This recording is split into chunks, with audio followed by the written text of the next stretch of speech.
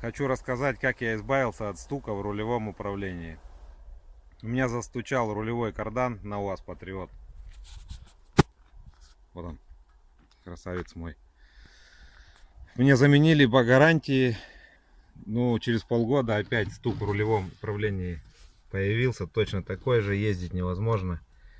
Я взял, вот он рулевой карданчик, вырезал жгут из камеры и намотал. Стянул его, ну, слегка, такое небольшое усилие приложил. Замотал его резиной, стук прекратился. Уже вот неделю отъездил по полям, по лугам. И никакой, вообще даже никакого намека на то, что стук есть. Резина сдерживает как-то, не знаю почему. Кузов качаю, кардан работает, удлиняется, укорачивается, все нормально. Может быть, это кому-то будет полезно. Попробуйте. Я сделал и не пожалел. Всем спасибо за внимание.